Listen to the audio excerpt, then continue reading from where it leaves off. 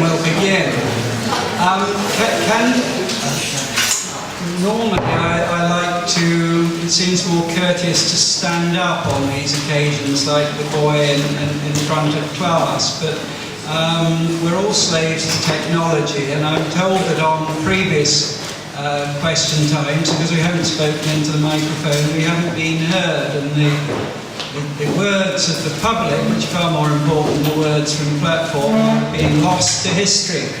So we on the platform being told to speak into the microphone. For that reason, I hope you'll excuse the discourtesy of staying seated in your presence. My name is Nicholas True. I am the leader, I have the honour and duty and privilege to be leader of Richmond Council. My view very strongly is that politics is too full of sound bites and emails and focus groups and people shouting slogans from afar. I think that there is a great deal of cynicism to overcome. Politics is actually just a form of public service, and those of us, apart from Mark here, who work for the council are hired hands. We're here to try to keep the promises we made at election time, which we hope are not wild ones, and also to respond to what you, the people who employ us, want, insofar as we can, within the limits of resources. So I think it's terribly important that we should get out and make ourselves available to the public. And here we are in one of a series of what we call Leaders' Question Times. But as you'll see, the leader comes with a phalanx of colleagues. And many of you will know Paul Hodgins, who's a local councillor, and he is responsible for schools and will answer questions on schools. Stephen Speake, councillor for North Richmond, is responsible for highways and transport and will answer any questions on those subjects. I will try not to say too much, but usually end up doing just that, but tell me to shut up if I do. Mark Hartley, I think you will all know, who is our independent chairman. I'm very grateful to Mark for taking that role on. And we have Pamela Fleming, who is Cabinet Member. I apologise for the Cabinet Member thing. It's a title imposed on us by law, by Tony Blair, believe it or not. It means she's responsible for environment, business and community. We'll answer questions on that. And at the far end, there is Councillor Susan Chappell, who's responsible for planning and the voluntary sector. So we've a wide panel here. The format is basically supposed to be like the BBC Question Time format, so we have no say in the questions put forward. They were expected to answer them, and our chairman will try to keep us to that. It's not an intelligence test, and frankly you probably wouldn't come to a public meeting chaired by a politician if you wanted an intelligence test type evening. But most of you will know more about Barnes than many of us on this platform will ever know. And that's really the knowledge and love and affection we want to share. So we're not going to pretend to know all the answers. Again, I'm fed up with politicians who pretend to know all the answers. So we will have questions which will lead to dialogue. The first few questions have been set and arranged by the team organising this. This is to ensure that the key subjects that have come up are all covered. So we don't have 10 questions on the same subject, but there's a range of subjects covered. Then after that we go into free format with any sort of question that you want. So I will hand over to Mark, who will be now in charge of the rest of us, and I'm close enough to him for him to cuff me around the ears if I get out of order. So Mark, thank you for taking on the chair, and thank you all for coming. I hope you realise how important it is, the statement that you being here demonstrates how much you care for local communities. which in my view are the absolute fundament of our society. And thank you for coming to express that. Mark, over to you. Thank you. Simon, just got a very quick word. Just wanted to say welcome everyone on behalf of the trustees of the Old Sorting Office Art Centre, and in particular welcome to our distinguished panel. And after this is a council-owned building, so you are particularly welcome. But it's the first opportunity I know that many of you have to visit the building since a year ago. A group of members from the local community got together to put the building back on its feet, having been sort of rather sorry for itself for some time. So particularly warm welcome. I need just a couple of quick housekeeping points. For those of you in Club World at the front, the emergency exits are to my right here. For those of you in economy, and you can move forward, you can upgrade yourself if you like, the exit is through the back of the building. The toilets are to the rear of the building around the corridor. They will remain open throughout the evening, you'll be pleased to know. The cafe, however, will be closing fairly shortly. So welcome everyone, have a great evening. Okay, and then a very warm welcome from me to this 5th Leaders' Question Time event. And I echo everything that Lord Trew has just said to you. If I could just elaborate a little bit about the format for tonight, but before doing, just explain who I am. If you don't know me, my name is Mark Hartley. I'm the head teacher of Barnes Primary School. I've been there for almost 9 years. I enjoy being there. I enjoy working within this community. I am also a kind of public servant, perhaps a slightly different one to my colleagues here. Okay, so I'm an independent chair, so my job is to try to be as like David Dimbleby as possible, and no doubt I will fail miserably at that, but my idea is to keep you to order, and also to keep the panel to order, and particularly to keep them to time. This event is being filmed, so there is a microphone going round for people asking questions in the first section of tonight's proceedings, which are the questions which people have already nominated, shall we say, so they're pre-prepared questions. And then, of course, as Lord Trew has mentioned, in the second part of the evening, there's an opportunity for you to, I suppose, throw it open a little bit more to the floor for you to put forward ideas which are related to Barnes. They must be related to this area, please. That's what we're talking about, and that's what our purpose is, to engage together in dialogue tonight. Just those who are asking questions, if someone is not here who's put forward a question, I will read the question on their behalf, and we're going to try and do 10 minutes per question. The questioners are allowed to come back to the panel with a supplementary question. It might be a more probing question, might want a little bit more information. That's their call, and then the panel members will have a chance to respond to that. So I'm going to invite the questioners, and I'm going to keep people on time. So I'm going to time when the questions that starts and when it finishes, to make sure that there's some equity in the process. And the first question is from Nicola Urquhart. So Nicola, if you're available and could just make yourself known, we can get a microphone over to you, and you're over there, I think. Yeah, Fiona will get that to you. Nicola. Question is it possible under current law to banish doorstep salesmen from our borough? And if not, can we have this discussed at a higher level? We, as many others, have been burgled following streams of doorsteppers and leaflet distributors, but it is the large, aggressive peddlers that frighten us most, and even my husband has had to stand his ground quite firmly in spite of a sign on our door. Why should we feel vulnerable and that we cannot answer our own door when we live in such a lovely place? Thank you. And Councillor Fleming is going to respond. Thank you, and how nice to see former Councillor Urquhart here tonight. Yes, I think this is a question that worries. This is something that worries a lot of people. There is, unfortunately, nothing to stop cold calling. There's no legislation to stop cold calling. There is, of course, legislation that if you sign up to something at the door, there's a cooling off period of 43 days. But I think that what you're really referring to are these household goods salesmen and people that knock at the door unsolicited. They do, I understand, have to be licensed by the police, who apparently run some checks. But some of them are very intimidating. I mean, I know myself, fortunately I've got dogs and they tend to be put off by the dogs.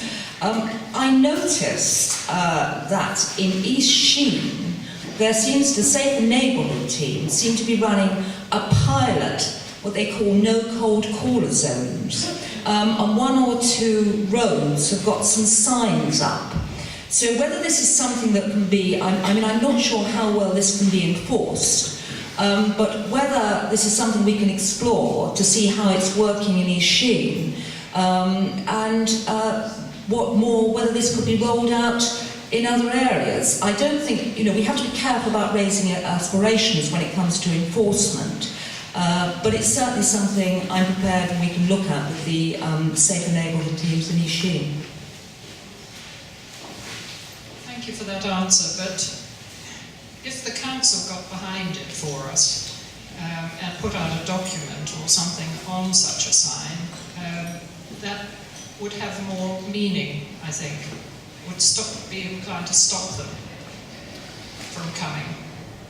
I mean, what we're looking for is a bit of backing from the council in some way to legitimise the no cold calling.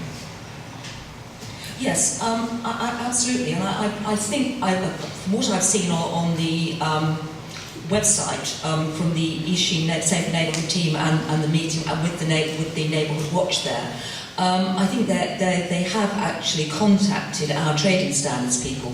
But I agree with you, and I think we can look at this. I know it's been done. There have been some no cold calling zones introduced in Hampshire. Some of the Hampshire councils, Gosport, I think. So yes, I mean, we can look at it. What I think we have to be careful of is just raising people's aspirations about how this can be enforced. But from a sign point of view, yeah, I'm very happy to take that back, and we can have a look at it. Thank you very much. Nicola, just to extend it slightly further, when you say backing, what would you like? I think just with simple notices, backing whatever the Safer Neighbourhood teams are trying to do for the residents. Maybe they could speak with the Safer Neighbourhood teams through the council. I think I may come in, and actually I represent East Sheen, and it has been a very serious problem in that area. Indeed, my wife's been, among many others, has been intimidated, rather as you describe. It's an unacceptable activity, and I take seriously what you say. You do get into areas of national law enforcement. You asked, it was in your question, I think, could it be taken up at a higher level? I don't know whether there was an implied sort of spin ball sent at me as sort of as parliamentary rather than a local authority representative. The answer is, I think, probably it would be worth investigating. Certainly, I'll take it up with London councils to see if there is an approach for a common London response. But I rather seem to remember one of the many disadvantages of growing old, but I do seem to remember when I was very young that there used to be legislation, quite tough legislation, in relation to peddling. And I think in an age of enlightenment, some of these controls were a little relaxed. I do see there's still a licensing system run by the police. I agree with what you say, that people should not, particularly elderly people, think of my mother, who's lately died last year, having to put the lights out and being frightened when she saw people going by. This shouldn't happen. Theoretically, obviously, intimidation of this sort should be a criminal offence, but the police will always tell you getting the evidence is difficult. So I think it is a serious issue. Councillor Fleming has undertaken to look at what the council can do in terms of perhaps a standardised notice, working with safe neighbourhood teams to see if we can support it up without making the very clear point that enforcement's not easy. There is organisation behind some of these groups, actually. And I will try to take it up at other levels, because people shouldn't be afraid to be at home. And I'm very taken by what you said, and we will try, without promise, to do what we can to see if we can strengthen local powers and activity. Thank you, I'm very grateful. Okay, thank you for your question. Second question is from Guy Thomas, please.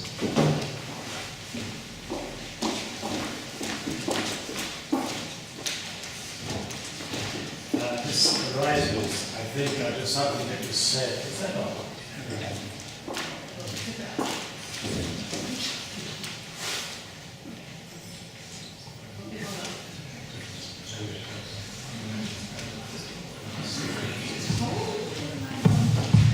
I can shout. Is that He says it's virtual. Right. This arises out of something I think that's in the publicity of the All in One campaign. It said about something that residents will be encouraged to submit support or objections regarding applications for future building developments in the Barnes area. And it is suggested that their opinions will be taken into consideration by Richmond's planning department before a decision is made. However, it has become well known that many decisions taken by Richmond can be influenced by what will happen if the refusal goes to appeal. In the end, is this not the threat of the government-appointed planning inspectorate too powerful for local opinion to matter? Ooh, the national and the local. I'm going to go to Councillor Chappell for a response. Thank you very much, Mr. Thomas. Well, the simple answer is no. Certainly when I sit on planning, I take into account what might happen if it was to go to the inspector with a refusal, but it certainly doesn't influence my decision, nor does it influence the decision of the council. All decisions that we make on planning or as delegated do take into consideration residents' views, and for me they are hugely important. What can happen though is, particularly if it goes to committee, that committee members may be minded as to what would happen if it was refused, went to appeal.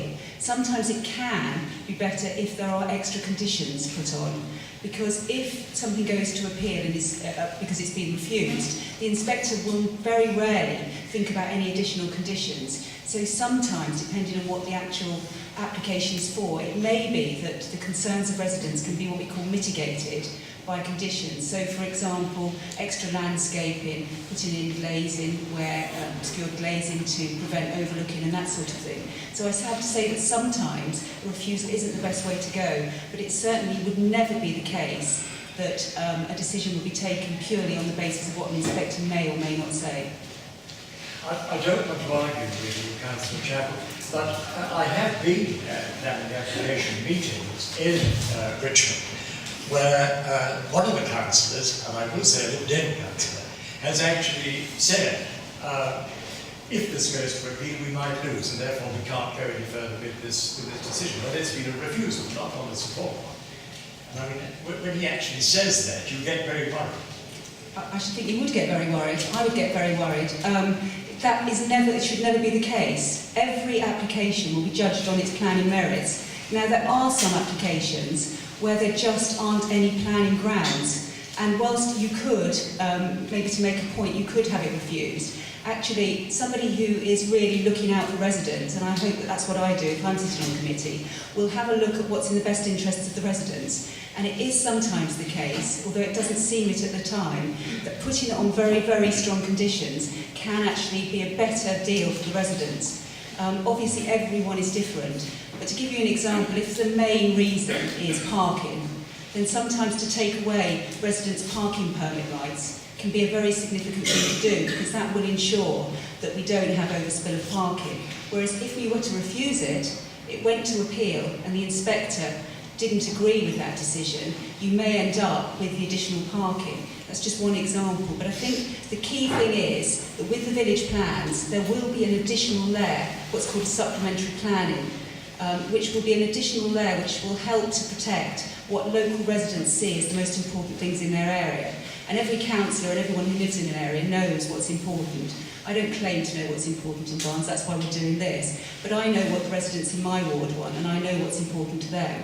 And your councillors will know what's important to you. And I hope that this process, with as many people as are obviously here today engaging, will give us just that little bit of extra clout.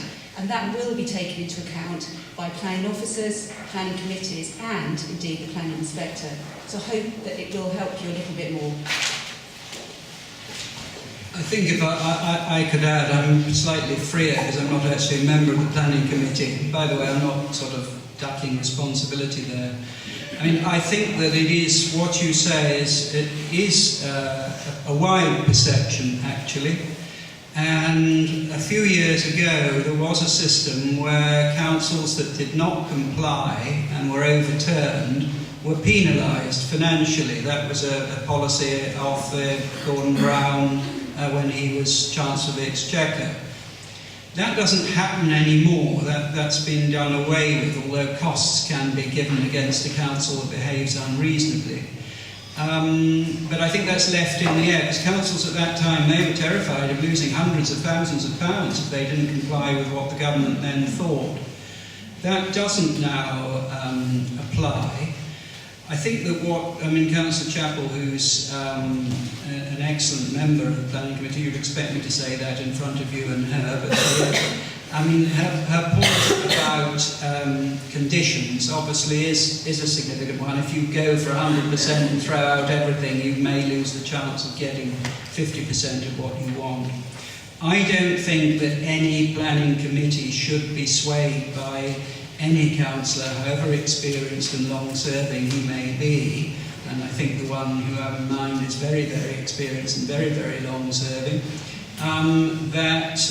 saying, oh, we mustn't do this because it might be overturned. I'm very influenced by a very excellent article I read recently by Matthew Paris, writing about juries, when he said that if juries keep throwing out cases, the answer is not that there's something wrong with the jury system, but the probability is there's something wrong with the law, that it's not in line with the grain of public opinion. And I think that a planning committee should have the courage, and it does have the courage, I hope, at times, to be more like a jury.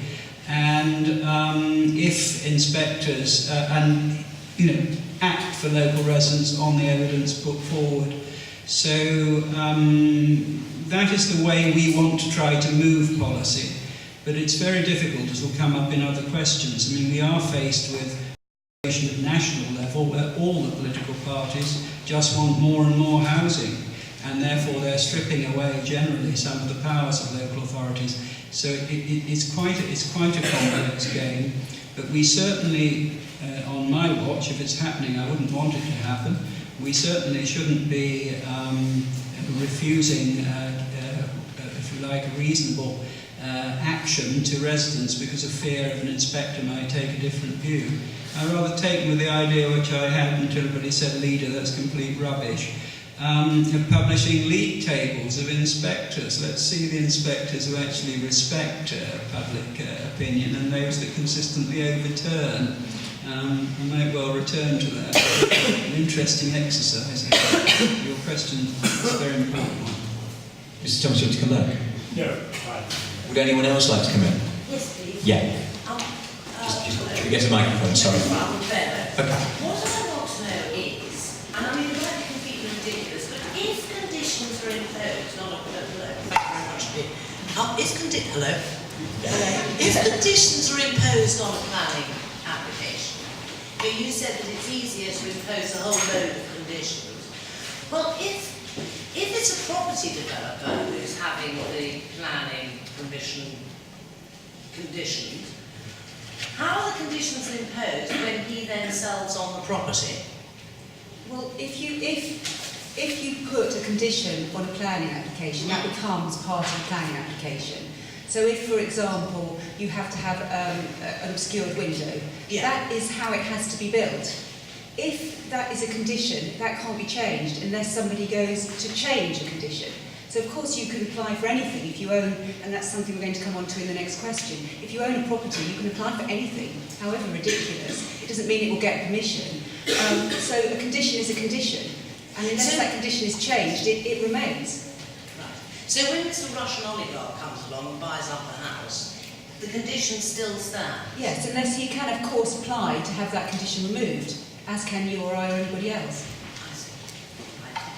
Gentleman over here.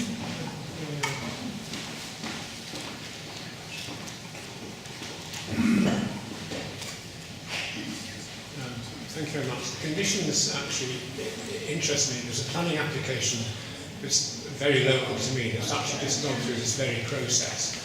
And Sorry, so could you just put the microphone closer? I don't know if it's the microphone or you, but just...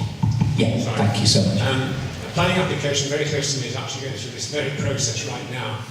And the conditions which were negotiated, if that's the word, with the applicant were actually negotiated and agreed without the knowledge of the people who had complained about or objected to the application. And not until the negotiations were actually completed did they find out what the conditions were that had been discussed between the applicant and the council. Now surely there must be some mechanism whereby if conditions are to be negotiated because complaints have been brought in, then the complainant should have access to what's being discussed. This is a slightly difficult one because during the process of an application, officers will talk with developers or the applicant.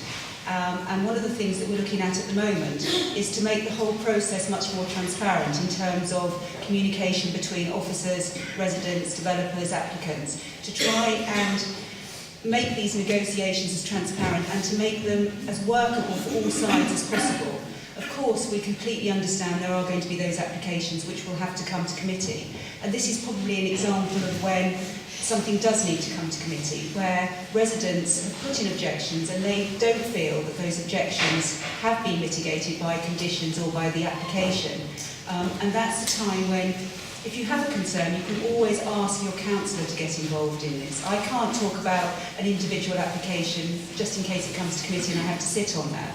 But certainly I would always, if you have any concerns, go back to officers or speak to your councillor and explain to them what those concerns are, and they can tell you whether there's any good planning reasons why you can take that to committee. How would you know whether you have any concerns or not unless you were involved in what was being negotiated?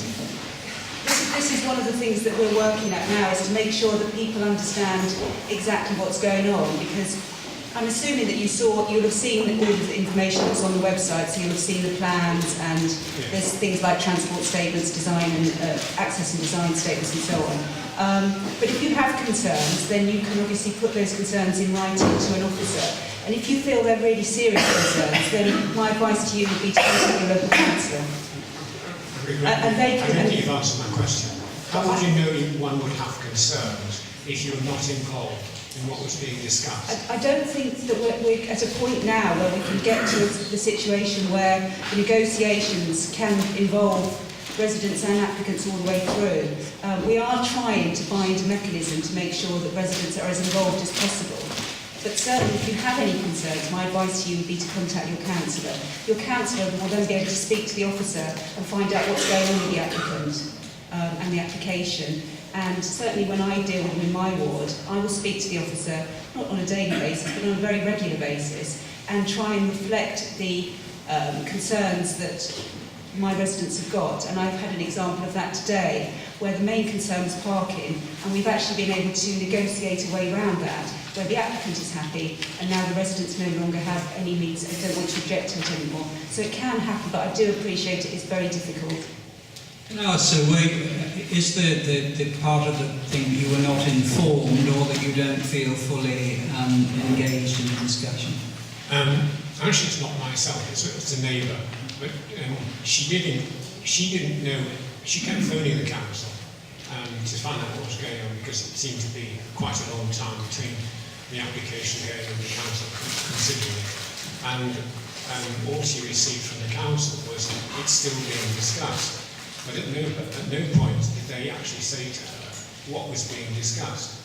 In fact, what has been discussed, is it still on? Yeah. What has been discussed is your first point, actually, Councillor, which was, in fact, the applicant refused to accept the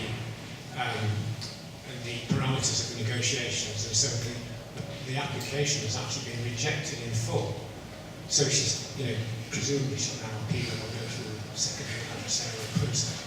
But the frustration was at no time did the first complainant, whose property was most at risk, was involved. Yeah, I think this is probably an example of something that I'll certainly take this one back. I'm very happy to speak to you afterwards and look at that particular case. But I think probably what's happened here is the officer has taken into account the objections put forward, and as a result of those objections, and because of the attitude of the applicant, has refused this. Now, you're quite right, this is one of those examples where it can go to the planning inspector. And so it's quite important now that I will talk to officers about this. But what will happen now is if it is appealed, the council will defend that position. And it is an officer's decision, so they will have very strong grounds for refusal. And we can only hope and keep our fingers crossed that the planning inspector again listens to local residents and our officers and dismisses the appeal. Thank you. It is just very briefly, I mean, it is a difficult area, and we did put in our last manifesto, which thankfully I don't have with me, but I mean we did say that we would actually try to address the issues of constant retrospective applications and try to find ways to ensure that people are better informed, because I think we could do those things a little bit better. The trouble is that it's quite labour intensive.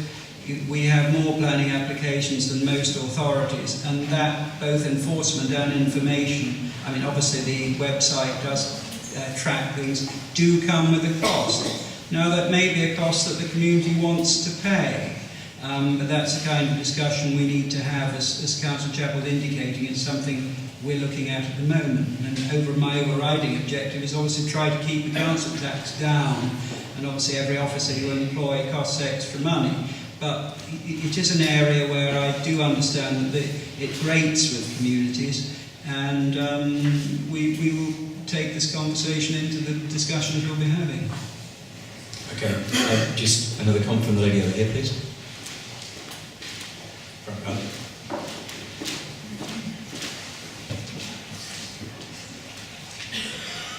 Can you hear me? Can I just ask about this supplementary planning document, about what actual weight it will have? So if there is massive neighbourhood objections to a particular planning application, but in law that planning application would go through where it's going to appeal, does the actual objections from the residents have any weight whatsoever, even though there's a supplementary document? Yes, I mean, the objections from residents always have weight. The amount of weight they have will obviously depend on what they are. And the supplementary planning document sits within all of the various documents we have. And of course we have to be mindful of national and London documents. But these ones will have a clout. They will stick and they will make a difference. But obviously they're not going to reflect every single thing that you say, because we do have to work within the national and the London frameworks, and some things I'm afraid we just cannot do anything about, other than, as Lord True does, continually lobby against legislation that we feel is wrong for this borough. I've got a specific question, which is, my street has recently objected to a basement conversion, which is there are a plague of basement conversions around Barnes. And it seems to me, having read around this, that there's very little you can do to object to a basement application. And so multiple objections in various boroughs have fallen on deaf ears. And specifically, because there is no legal impediment, I just kind of feel if this plan is in place, will it just be window dressing? Will it actually have the actual weight to make things change? Perhaps I could answer that, and I'll let you come in soon. I don't think it will be window dressing. It's not meant to be window dressing.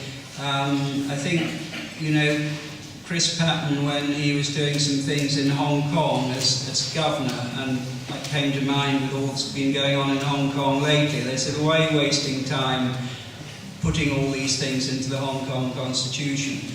And he said, I'm putting glass in the windows so that people will hear when it's kicked out, if it's ever kicked out.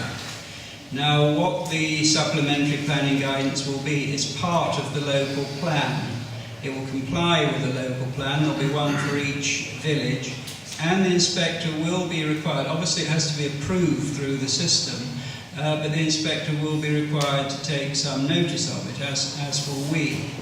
So it is, it's some defence, it's some glass in the windows, and what I'm trying to do, we're trying to do as a council, is to equip communities with as many weapons and as many areas that they have to actually defend the character of their areas. I think we've got planning totally wrong in this country. I think that if we gave far more attention to character, people would have far fewer objections to development, because what people hate is a nice old house being ripped down and a horrible modern block put in its place in a street which doesn't bear any relation to character, whereas the old house could well have been converted into 4 homes or whatever if it would have been better.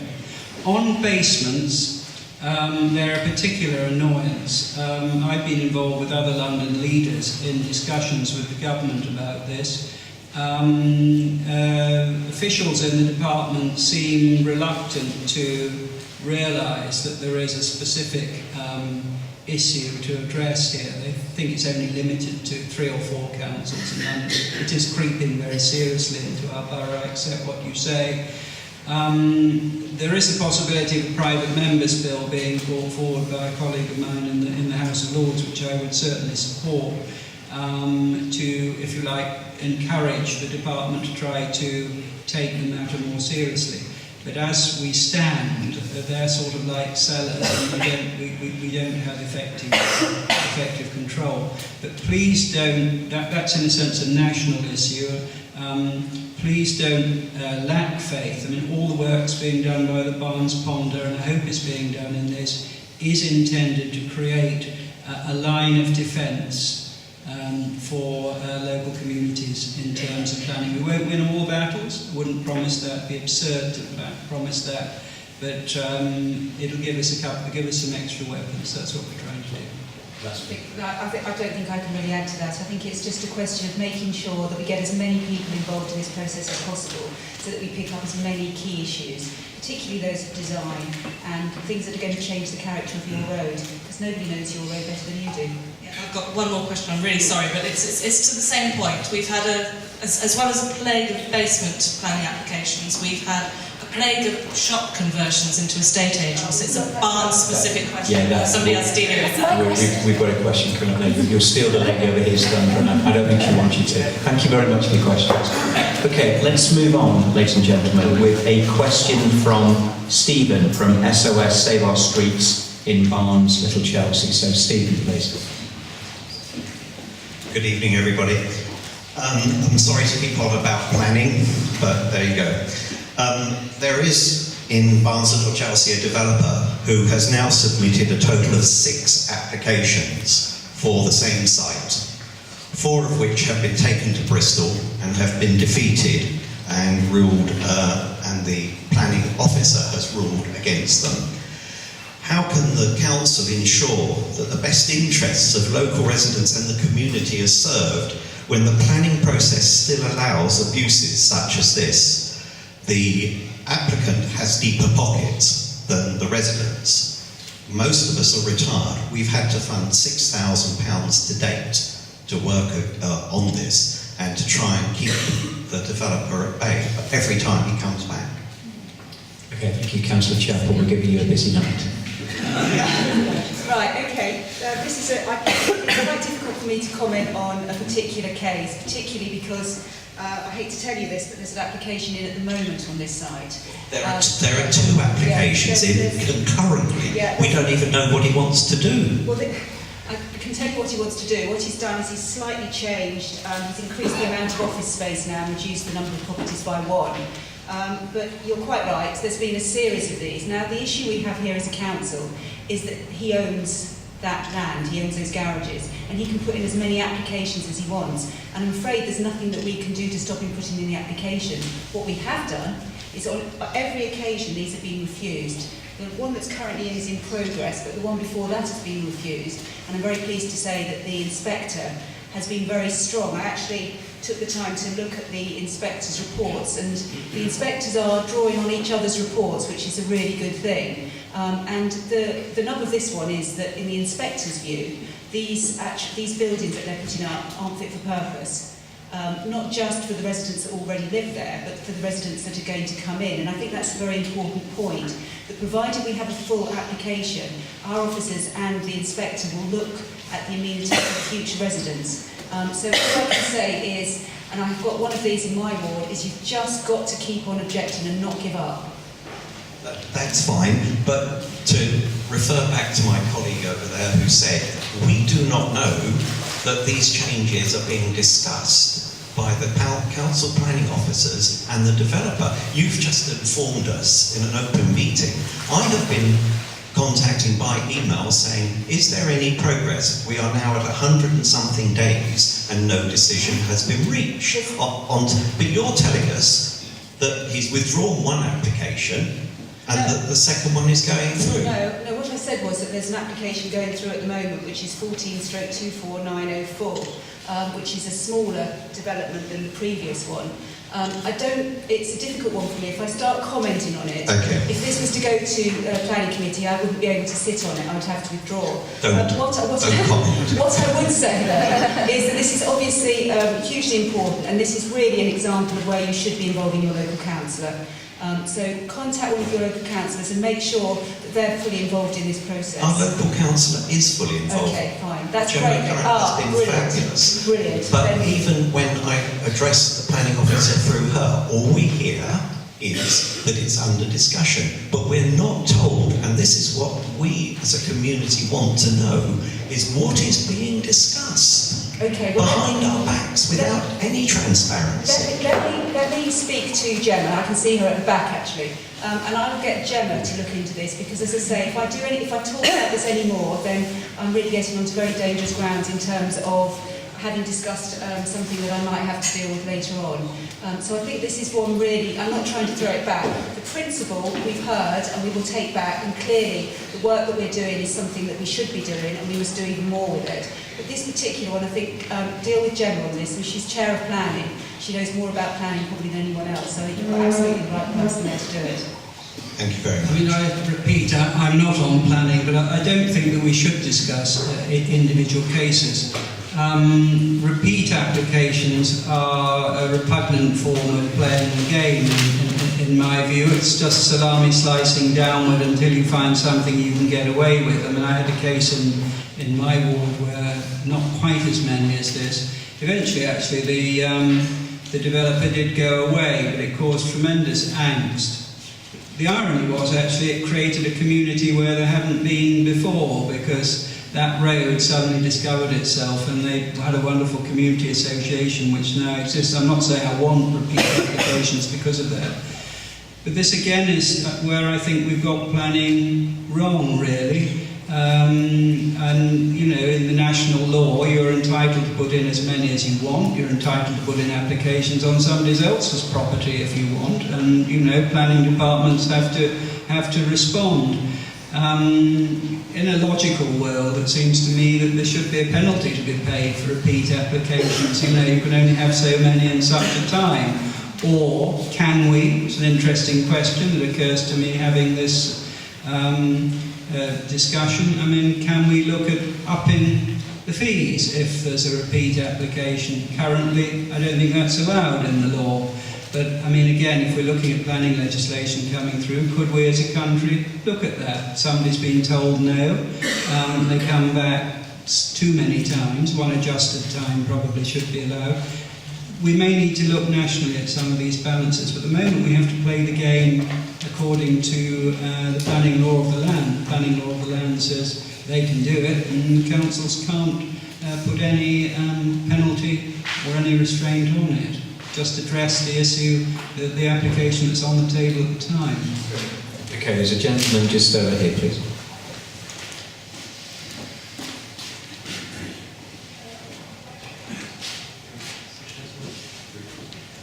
Yeah, behind that gentleman. Yeah. Yeah, the last questioner raised an issue that was also of concern over there. It seems to me that for open government, all consultations between planners and applicants should be made public. This, of course, is quite easy when it's written correspondence. I would suggest that you could possibly bring in where there's meetings, all people who are interested in the application should also be able to attend the meeting and hear what's said between the planner and the applicant. They may not possibly be allowed to speak, but at least they could attend the meeting and hear exactly what was going on between the two, because often people have had concerns about planners' relationships with applicants, and this, it seems to me, would be something that you could probably do under your own rules without needing to refer to government planning acts and so on. And just another point, maybe the council could be a bit clever in future. If you take the Sainsbury's development in White Hart Lane, where there was massive objection to that, you could have stopped that easily. It wasn't the Conservative administration, previous one. They allowed a loading bay outside Sainsbury's. If they had not granted that, Sainsbury's couldn't operate there. So they weren't clever. It seems to me the planners were colluding with Sainsbury's in this development. We have several points there. I mean, one of the one, as you rightly say, is an issue that's come up two or three times, and it comes up not only here but elsewhere, and it is about the extent of communication and openness. There is it's a recipe for quite a few stand-up rows to have all these discussions going on. I only wish we lived in a world where neighbours could actually discuss these things and reach an agreement without the council, where it's possible to reach an agreement on conditions with the council. I think it is something that we do need to look at, whether we've got the balance right, but be under no illusion that with, I don't know how many applications we have, is it 2,500 something? More than that. Many thousands. To have a series of public meetings on every occasion that it's a planning application, or to have that facility, would require potentially a phalanx of extra officers to be employed. As I said earlier, in the answer to an earlier question, maybe that's something that the community wants to do. Maybe it just creates a system which isn't needed in 90% of the cases to deal with 10% of the cases. But believe me, we on the panel, we are concerned that planning should be seen to be as fair between the applicant and the objector as the law permits. And I don't want to blow my own trumpet, but, you know, I myself actually led a revolt against this coalition government in the House of Lords, with Neil Kinnock and John Prescott at the front of the queue to vote for me, not something that I actually expected to happen in politics, I must say. And yes, Neil Kinnock did say you did well, boyo, to actually defend the right of neighbours to comment on extensions next door. I mean, the climate we're in is that, you know, the parties all, you know, are in the mood of wanting more houses. So we will try. But anything we propose can be overruled by the government, but we will certainly try in our review that Councillor Chappell said we're undertaking to see if we can do better to find the balance here. I don't claim everything's perfect, but I can't promise we'll suddenly have open sessions around the front gate of every planning application. I don't think that's going to be practical. Well, you could, if you don't mind me saying so, you could make a principle, always look for principles, and the principle is, surely, that people should know what is going on. Now, you have to find a way to implement that principle, but what you could do easily is say there should be no communication other than written communication, and that has to be made public. Well, I think that's a good point, and I wasn't ducking that. I think that I don't want to be led too far. I have a rule that I lead a council which is served by a whole series of incredibly loyal and hard-working people, council officers. I think local government officers take a hell of a caning from time to time. You raised the question of whether there should be a kind of register of contacts and so on and so forth. I'm not accepting necessarily the implication, and it wasn't, you didn't intend to make that implication. I know that, and I'm not making that suggestion, but I don't necessarily assume that everything that is not disclosed is bad. But I agree, maximum openness. I'm all for openness We publish all our spending over £500 online. That was an innovation of this council. We publish every freedom information request that's put to us online. That's an innovation of this council. I'm not afraid of openness. I just say we have to look at the balance between cost and time. I totally take that your principle is clearly one we have to look at, and we will look at it. Thank you very much. Okay, we've planned some more questions, so I think we'll move on and give Councillor Chapel a little breather as well, perhaps. So, question 4 is from Jennifer Cook. So, Jennifer, if you could make yourself known or not. So, I'll read Jennifer's question, and it's to Councillor Speak. We're going to put it to Councillor Speak first. Why has the council allowed the pond area in Barnes to be used as a bus depot? Sometimes there are as many as 5, capital letters, buses parked there at one time, completely destroying the pleasant village atmosphere of Barnes and making it difficult for normal traffic on Church Road. Why cannot the buses continue on to the Mortlake bus depot as before? Councillor Speak. It's a shame that Jennifer Cook isn't here, because I'd actually like more information about this. The council never actually created any sort of depot. There is a bus stand there. And the idea is that as one bus arrives, the other one is then meant to leave. So there should never really be more than 2 there for any period of time. We've taken this up with TfL, obviously are the operators of the buses in London, and they've said that they're going to look into it. So it is a problem. We weren't aware of it, and it's something that we'll try and resolve. In Jennifer's absence, would anyone like to come in on that? Anyone else noticed? Yes, gentlemen. We'll just get your microphone, sir. We'll just get your microphone. 1 second. In the middle of the white shirt. Thanks. I've lived in Barnes for 30 years, and the thing which I really enjoy is the improved bus service up to Hammersmith. It's absolutely, if we're to bring people into Barnes to enjoy the facilities and the shops, those buses are absolutely critical.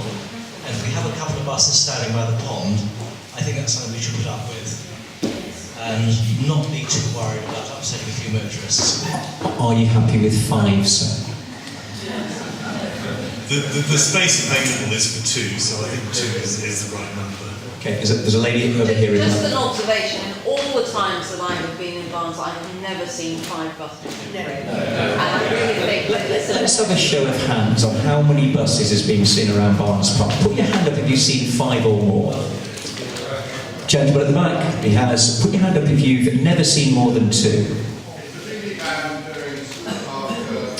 Okay, right, well... Sorry, sir, can we put you in on a mic, please, so we can hear that? Thank you. You're in a minority, but nevertheless, you should put your point forward, because you've obviously seen something, so we want to hear it. I take the point that we need as much footfall or bus fall or any other sort of fall in Barnes to support our shops. But I can tell you that I came this evening, there were 3 283s standing there, one of them with the engine running, a 4th was arriving. It's particularly bad during school holidays because the bus timetable, they find that they get from Acton to here in far less time than is allocated. The other problem is, and I know this from my neighbours, they start at 6 o'clock in the morning, they finish at 10 to 12, and most of the time they leave their engines running. Now, Boris Johnson has said that he will fine bus companies who do not instruct their drivers to turn the engine off.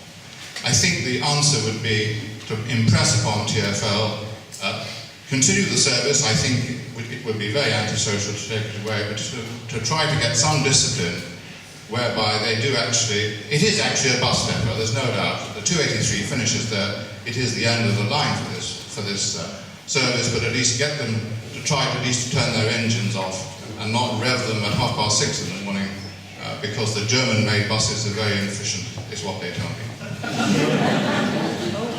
Thank you for that. I will definitely pass it back. And yeah, the point about the engines running is definitely important for air quality and noise. Okay, and there's a gentleman just right on the front. Please.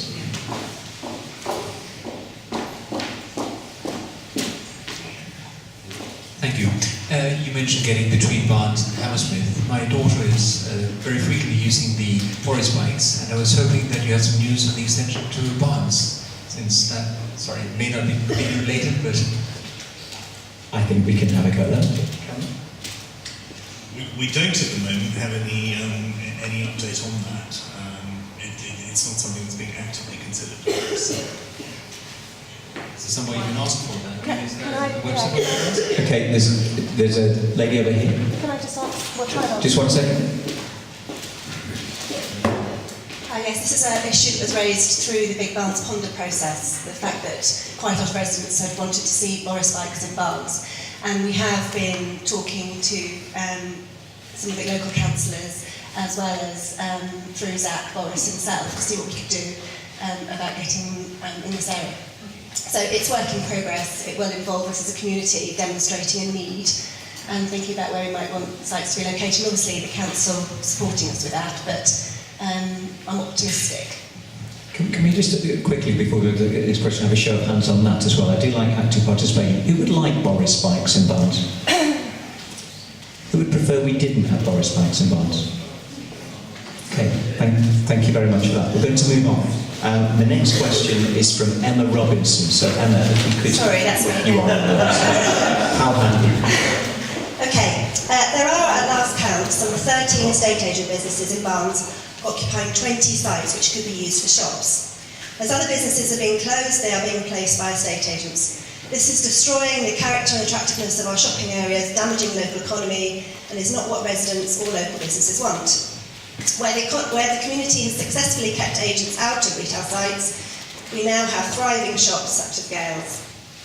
There are new retailers opening on the High Street, and there is demand for retail space in Barnes. What does the council propose to do to protect retail sites in Barnes and prevent any more estate agents from opening? And when will planning policies take a more holistic view of the needs of a community when considering applications, for example, by restricting the number of estate agents to a more viable number than the size of our village? This is a really difficult one. I know this is a particular problem in Barnes, but it is a problem across the borough. When we have an existing plan in use, it is very, very difficult for either the officers or the planning committee to justify a refusal. I know that this is something, because I've been sitting on planning committees where... Sorry, is this not on?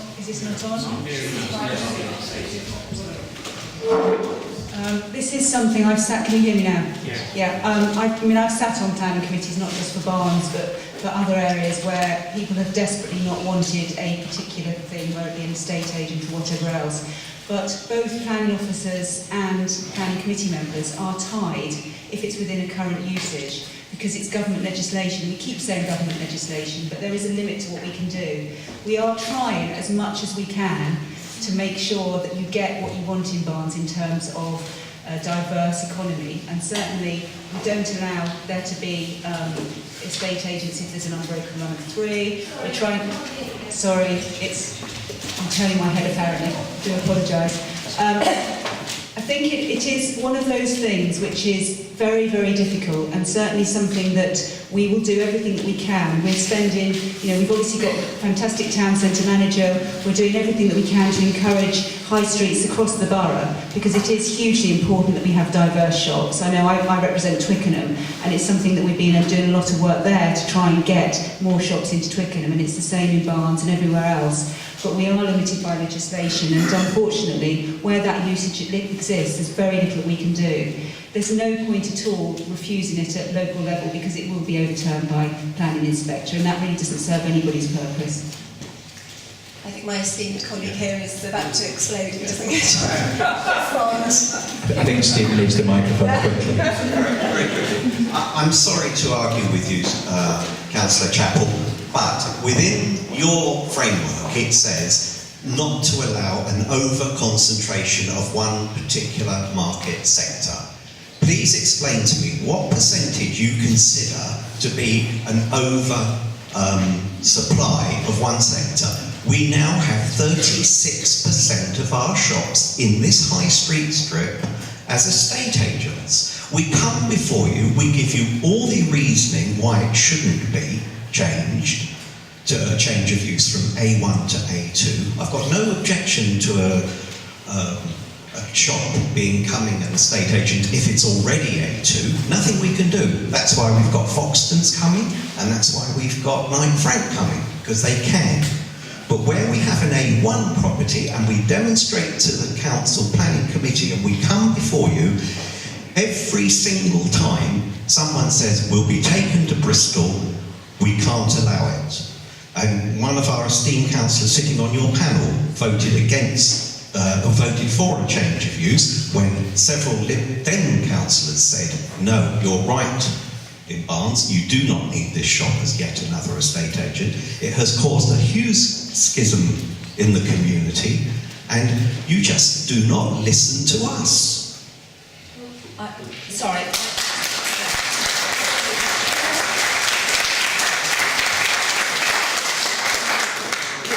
Enormous sympathy about this. I mean, everything Councillor Chapel has said is absolutely correct according to the rules. And I think that this is why we need to look at the supplementary planning documents. We need, as I'm sure, that during the consultation and during the drop-ins, you're going to make this point very, very forcefully. This is what we want to do with these documents that are going to be specific to your local area. So that it is going to be difficult. It may be a question of looking at Article 4s, which will, so that will restrict permitted development rights. But one thing I think you need to be aware of is that if government legislation goes through, and we've just, in fact, put in our opposition to the latest technical consultation by the government, we will have absolutely no say in this because they won't require any planning permission at all to change of use. It will go through automatically. But yes, I hear everything you say, and although Councillor Chapel is right, we do have to, as a local, you are the local community, we're the local council, you know best what is needed for the mix of high street shops in your high streets, and we certainly will be looking, when we come to do these supplementary planning documents, to see what we can do to protect your high street from estate agents. Lady over here.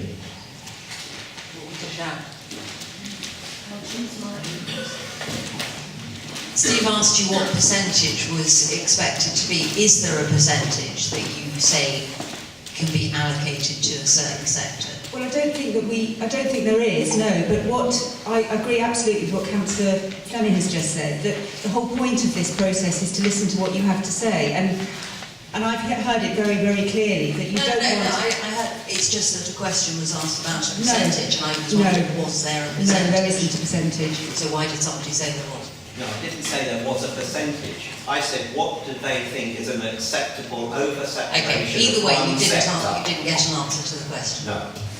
Well, I think that's, sorry if I may defend my colleague. And I understand the anger, and it's the first question that's been any applause on was when there was an adversarial comment made about one of my colleagues, and I accept that, we accept that. But please believe me that, they are trying to grapple with the problem, not to your satisfaction in this respect. The danger of having a percentage on anything is a percentage becomes a maximum up to which something is permitted. And therefore it should be, to my mind, some degree a matter of judgment. I think the word is over-concentration. I don't see why I agree with you, why we need so many estate agents. But I don't think you can we don't have a power in law to say we're going to have X percent of fruit shops, Y percent of bakers, X percent of tailors, and so on and so forth. That sort of planning doesn't exist and wouldn't be lawful. We can have an aspiration, an understanding of what the community wants, which I hope will come through into this process. And if it is saying the council, the community believes there's an over-concentration already, then I hope that may be reflected in some way in the supplementary planning guidance.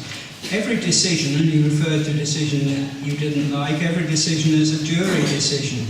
And sometimes juries get things right in the eyes of the people who are hearing, sometimes they don't. I'm sorry if the one that you referred to didn't give satisfaction. I am aware of the background. I'm not going to comment on my own personal views. But please, if we fall out, I'm not asking, it sounds a pathetic sort of politician thing to say, please trust us. Why should any politician ask for that, given some of the things that have happened over the last 20 years? But the fact that we're here tonight the fact that we've got this process about trying to put a vision for Barnes together, to encapsulate it in planning, to build on the work and work with the ponder. This is, we are here to try to actually bridge the gulf between perceived failure and perceived lack of interest. We are interested, and we will try our best, but some things will go wrong. I don't favour, as I say, for the reason right at the start of my intervention, saying, well, we accept 20% of shops should be estate agents, or 15%, because you'll end up with 15 or 20% wherever that happens. I agree with the specific problem which goes further than that, yes. Okay. Sorry, I just wanted to mention a piece of work that we're doing through the Big Barnes Ponder with local landlords. So what we're trying to do is to get landlords together with a group of residents to map out a blueprint, I suppose, of the kind of businesses that we want to see in our local shopping areas that would make our economy viable. And if we can get landlords engaged in that, then obviously that is a very powerful way of putting the types of top shops we want into our shopping areas. Yes, absolutely. I mean, that's what they've been so successful with in St Margaret's, that whenever an empty shop, whenever a shop becomes empty, they've looked around, they've done their research, and they know what the community is looking for. But of course, it will only work when you've got a landlords who are prepared to work with you. I mean, we could never do this in somewhere like Richmond because, we don't have that sort of close relationship with landlords. But yes, that's exactly what one wants to see, because they're the sort of shops that are going to be successful because the community said they want them. Absolutely, that's the idea. I think there's a perception, and you would say it's a wrong perception, but I think it's one we want to counter in Barnes. The problems that we encounter are problems of prosperity, which is a better problem than a problem of poverty. But we have rapacious developers and we have estate agents wanting to come in and take advantage of the high house prices. And so therefore that does cause extremes. We have the second highest concentration of our estate agents in the country in our high streets. Only Walthamstow in London has more. It's made the Evening Standard, it's a big, big issue.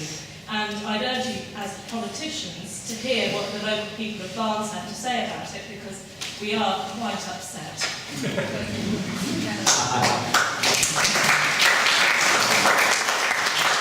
Say that, believe me, we have heard that and have heard it before this evening, but it's been very strongly reinforced this evening. You heard what Councillor Fleming said, and I don't believe that anybody's concerns should be rejected, be they poor or be they wealthy or whatever they are. I mean, a community, we have to actually build contented and sustain contented communities, people at ease with themselves and communities at ease with themselves. And anything that obstructs that happening, divides communities, is not a good thing. So believe me, we do very much take it seriously, and we will try to see if we can strengthen the defences. I have to make two observations. Firstly, I hope the schools aren't in any way to blame for this, or these estate agents. But I'll leave that one with you. Thank you. And then the second point I made is, look, I can't imagine anybody falling out with you. They might have strong views, but you're so polite that I think fallout is probably a little bit heavy. But let's move on to the next question. Question 6 is submitted by Reed Goss. So, Reed, if you'd like to make yourself known. If you are here. Okay, so no? Yes? I'm going to read this question, I believe. And it is this. What plans does the council have for segregated cycle lanes? Our children would like to cycle more, but it's currently too dangerous roads. So, Councillor Speak, if you'd like to respond to that, please. Yes, I would. The council would obviously prefer, wherever we could, to have segregated cycleways. I mean, we want people to cycle, we want people to cycle safely. The problem is that the roads are quite narrow, and that obviously impedes our ability to be able to create completely segregated routes. On that basis, it is difficult for us to always be in a position where we can supply it, but we will, wherever possible, be looking to create the safest route we possibly can for cyclists. obviously by giving them a segregated road, we can get them on pavements, and that's an issue for people as well. So it is something that we would want to wherever we can, but unfortunately geography doesn't always allow it. The other thing I'd say is that there is going to be a big investment forthcoming very soon from TfL to create quiet ways, which will be sort of the new way forward of being able to put cyclists into obviously a quiet way where they're away from cars, and the idea is that will encourage more cycling away from the busy roads and help towards Can you just get close to the mic? Just close to the mic. I'm effectively finished. Okay, do we have any other views in the room about cycling? Something came up before, so let's go to the gentleman over here with his hand up. Yes, thank you. Yes, thank you very much. It's a very complicated question about cycling in the borough. One of the big problems is the danger of people who cycle on the pavements. And I and other friends of mine have very nearly been hit quite severely, quite strongly at various times. It is actually an offence, and the police have admitted there is a fine of £30 for cycling on pavements, but they admit they can't do anything about it. The question is, there needs to be more cycle paths for children and others. Cycles are no doubt growing in popularity and use, which is great. But it's a very dangerous thing when there's not room on the roads and they're going on the pavements. Are they allowed to go on the pavements forever, or what do we do? They are not allowed on pavements unless it's designated as a shared space.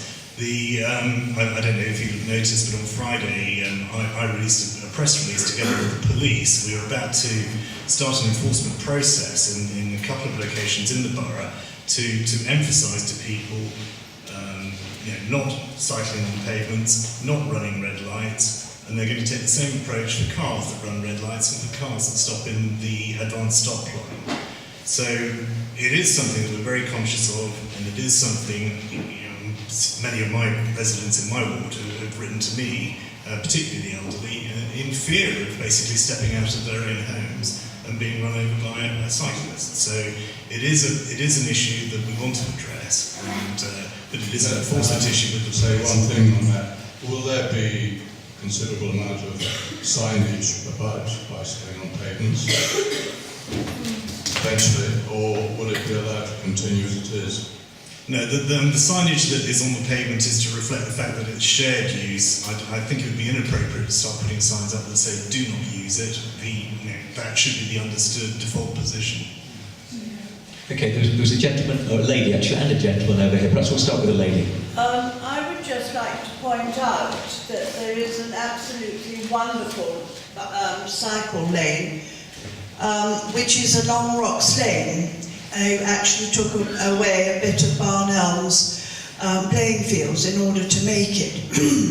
And I've never ever seen a cyclist on it. They always have pedestrians on it, and they're always cycling on the road. And the amount of times this happens, so you dedicate something to cyclists and they don't use it. Where it is shared, cyclists are very, very inconsiderate, because a lot of people walk in this borough, and we need cyclists to be a little more careful of the people that walk. Okay, we've got a lot of news for this. The gentleman there, yes, thank you.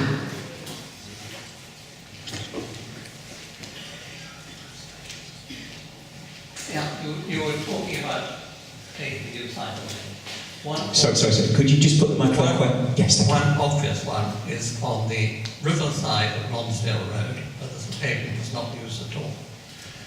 Equally well, you could consider continuing the one on Rocks Lane as far as the station.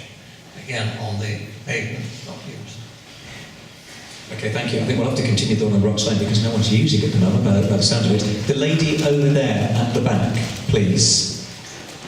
The mic's just coming. Thanks.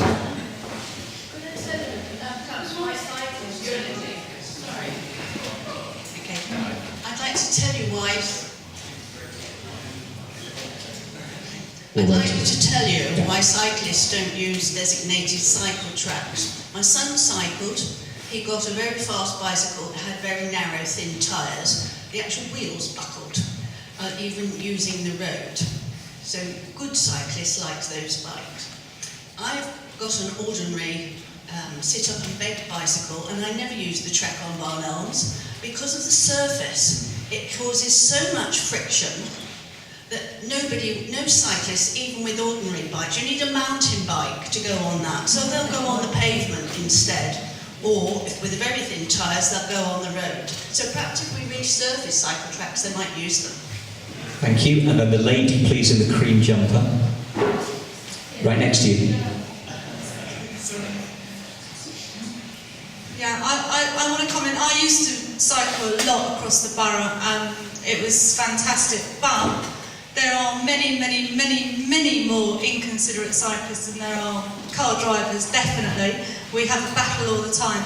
But there is a perfectly good cycle lane that comes down Richmond Park at Roehampton Gate. Now, that never used to be perfect. I used to have to get off my bike every time because it used to buckle its wheels and whatever it curbs. And then they made it perfect. They made it completely straight so you can just keep going along. Nobody uses it, and it's a terrible thin road. It's absolutely awful. But the thing is, getting it over to cyclists, because they don't have any idea of highway code whatsoever. They don't need to, they reckon. And we all know our highway code, the drivers, and they just do what they like. They don't even put their... years ago, surely I learned when I cycled to put your arm out if you're going to go right. They do nothing of it. They look round, and then you're meant to know that you're actually going to be turning right in front of them. And I saw somebody actually nearly come out into a lorry in Barnes High Street, which were all going quite slowly. And the bloke in front knew he was about to have to stop because this trucky thing, digger or something, was coming out. The cyclist paid no attention whatsoever. He just carried on and kept looking. As a woman, actually just kept looking to see if he wasn't going to get knocked down. But you're meant to stop because the man was trying to get out. Thank you. And there's a lady two behind you, please.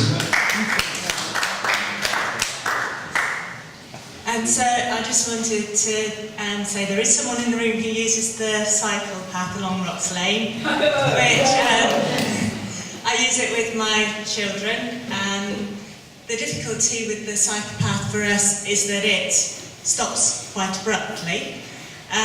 So I think looking at making that cycle path and other cycle paths more connected would be a really useful thing.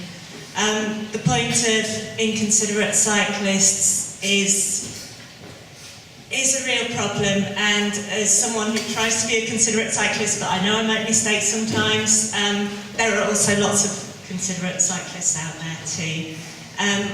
I think that perhaps part of the difficulty with inconsiderate cyclists is that there was a generation where there was very little cycle training, so lots of people didn't get that cycle proficiency, and now it's developed and it's become bikeability. So I think it's a really positive thing that councils across London and across the country are investing more in cycle training again, so that hopefully the next generation of cyclists will be better trained and more considerate to all road users. Okay, we'll take two more comments over here, and just while the gentleman's over here, the lady here first on the front row, and a gentleman behind.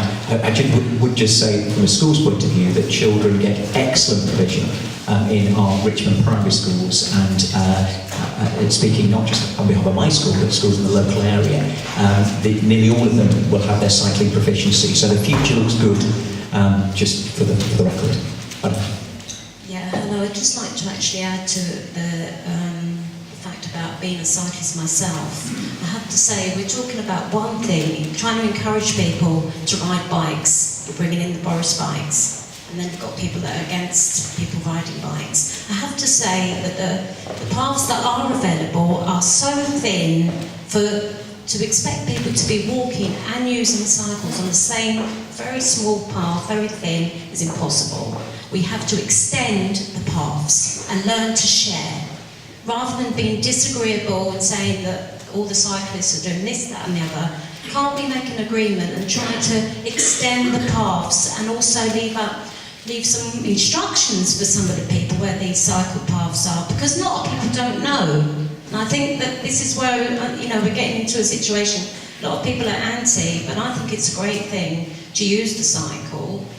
We're trying to stop people using the cars and stopping having all these fumes everywhere. So why can't we be a little bit more, let's think about, the bigger picture? Okay, thank you for that. We'll just take the comment from the gentleman behind you, and then perhaps Councillor Speake would like to come in.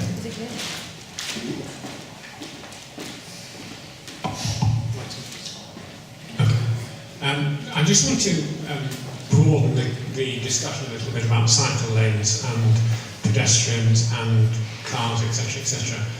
Comments have been made, and I think they're all correct, that it's jolly difficult to cycle on cycle paths. It's jolly difficult to have cycle paths because the streets are too narrow.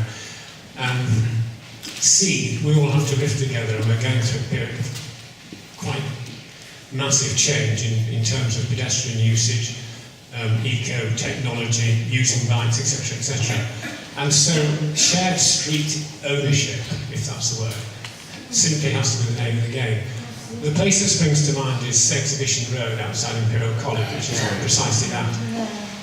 The issue that we have, which I'm not sure whether the council has any control over this, is I don't think it can be just me that has noticed that delivery vans, and Sainsbury's was mentioned earlier on, delivery vans are getting bigger and bigger and bigger, while the local streets are getting smaller and smaller and smaller, and the lady at the front has just suggested extending the pavements, which I'm sure is pretty popular. Well, let me ask another way. Does the council have any authority to limit in any way the size of the commercial vehicles coming into or out of Barnes?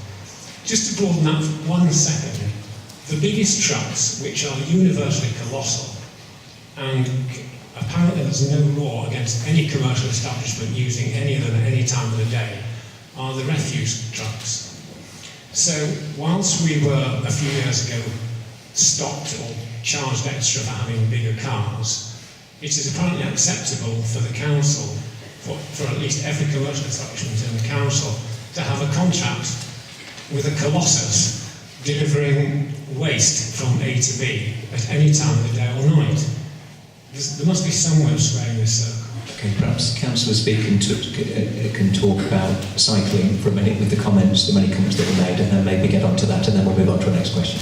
There is a lot of information there, but picking up, I think, on the most important point made by the lady there and the gentleman is that need to share. I think there has been phenomenal growth in the number of cyclists since 2012, and there is very heavy pressure on the road. So it does mean that we, as users of the pavements and users of the roads, need to be more tolerant of the cyclists as drivers, and as pedestrians we need to be tolerant also. But importantly, the cyclists also need to be tolerant, and the cyclists need to understand that there are people there who can't necessarily move out of the way as quickly as they would like them to. So it is tolerance on all sides, and you may have seen recent adverts that TfL has produced, basically asking people to be more tolerant of other road users. A point was made about cycle lanes ending abruptly, and one of the things I'm very keen to do is to try and get better connectivity between the cycle lanes, between the various parts that we have, to try and bridge it and make those cycle lanes work in a better way. Then it will work, I think, better for everybody as well. Now, we're very keen to try and promote what the cycle groups call the 8 to 80. So we're not really interested, I'd have to say, in the mammals, in the fast commuters, the lycra louds, whatever you want to call them. We're not so much interested in that. It's more a case of trying to get those short journeys done on a cycle, and encouraging that sort of usage. I'm going to ask Paul Hodgins here he's the Barnes councillor, to speak about some of the tracks. Yeah, sorry, let me help Stephen out on a couple of the local things that were mentioned. So I am a cyclist. I go most places on my bike. I hope that I'm one of the courteous ones. But I do, so I'm the second one who uses that path. My kids go to Barn Elms on Saturday morning and take them there.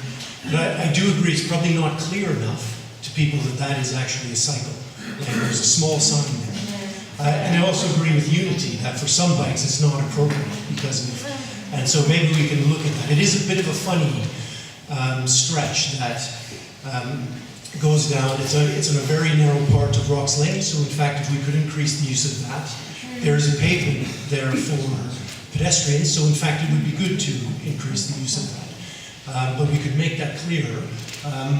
We could look at, I can't make any promises about the surface, and I think make it clear how when you get down to Beverly Brook, you go out and you come back in. So I think that probably is something for us to take away and look at.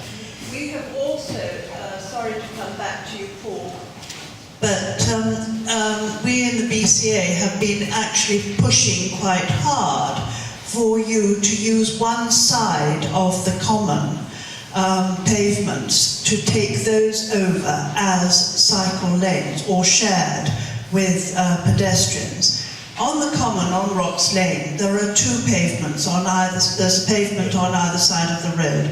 One pavement is used all the time, the other is not very well used at all, and that could quite easily be made into a shared path. It's a footpath that is hardly ever used, but the cyclists would in fact use it and possibly be much safer there. Okay, well let's take a look at that. But it really does need to be looked at, and I may say that this is something we've been banging on about for about 15 years. Well, let's try to help that. And Mark, I just do want to make a point because a lot of people use it.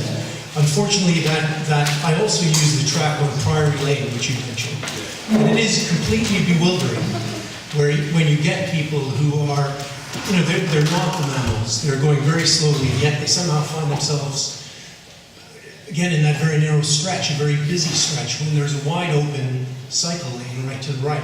And I don't know if that's because they think it's just one direction, because it's on the other side of the road. It doesn't actually sit in our ward, but it may be that we could take that up with Water Council, because, as I say, I use that regularly, and I know exactly what you're saying. Okay, I'm very conscious of time, so I'd like to move on. We've just got half an hour. And just, Councillor Speak, would you just want to come back about the enormous refuge trucks, just very briefly, please? Delivery vehicles would be easier, I think. Delivery vehicles, okay. I have to confess, I'm not aware of the fact that they've got bigger over time. You must be living on another planet, I'm sure.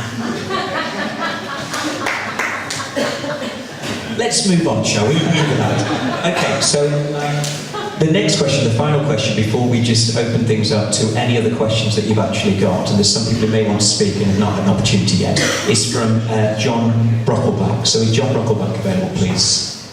Yes, thank you.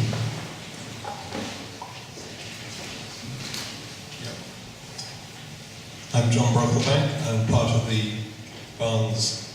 I'm a member of the Getting About Barnes group with specific interest in implementing a 20-mile-an-hour speed limit in Barnes. We have noted with dismay that in the Council's review of approach to 20 mph speed limit approval by the Cabinet on the 9th of October, you favour a piecemeal, street-by-street approach. Would the panel not agree that in the case of Barnes, which has only 10 possible entrances, a blanket scheme would be more successful and cost-effective and would also reduce the need for extensive signage? Would the panel therefore be prepared to consider a consultation for a 20-mile-an-hour speed limit across the whole of Barnes?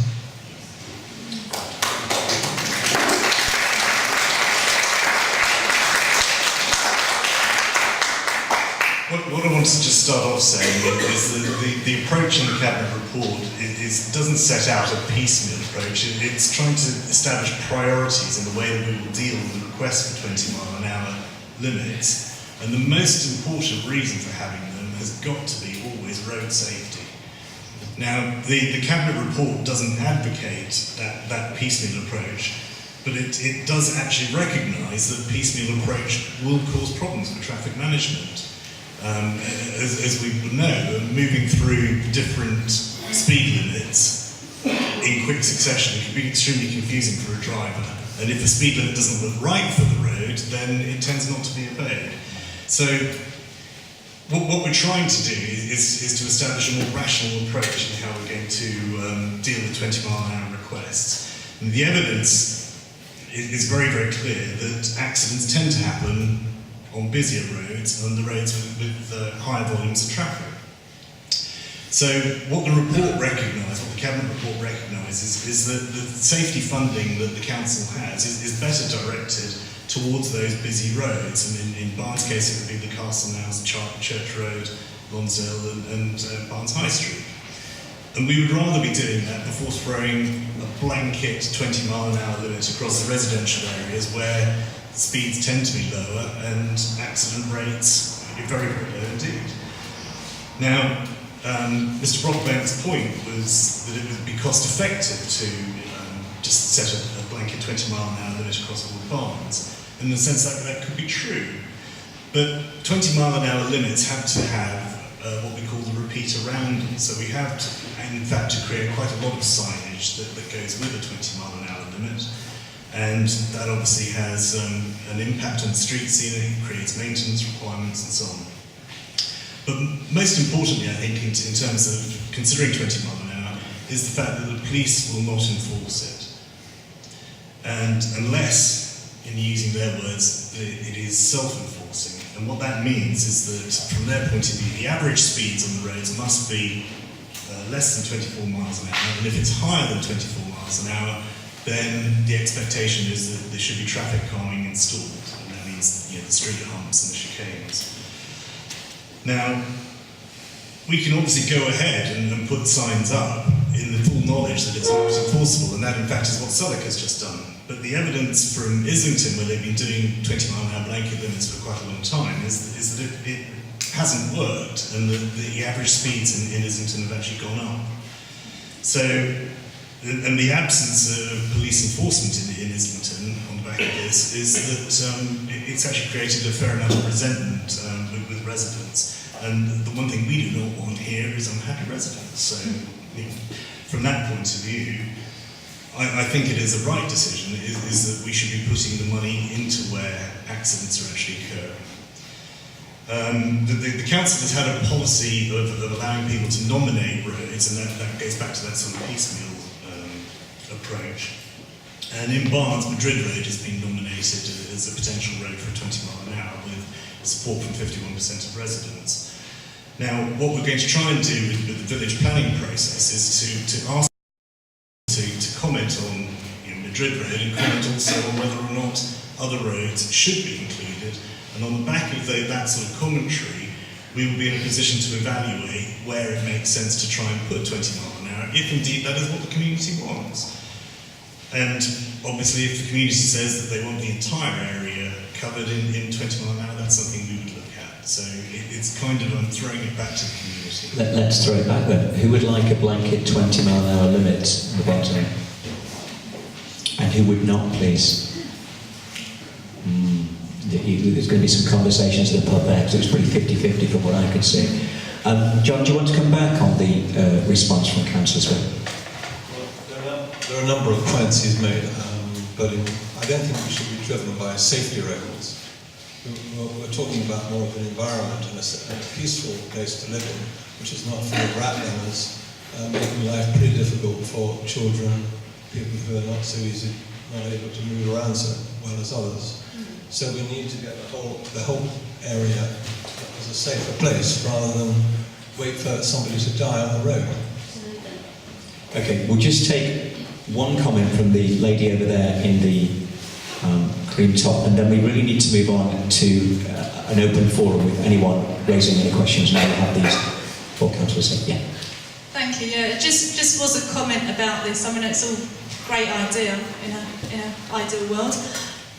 I want to comment on something years ago when I was actually going down the A316 where it actually changes from 40 mile an hour to 30 mile an hour, and nobody at Chalkers Corner actually realises that it's now 30 mile an hour. I was actually talking to the man on the speed camera that was changing it, and he says, no, he says, it's not 30, it's 40 down there, he said. And I said, no, it's not, it's a built-up area, it's got resident streets coming off it.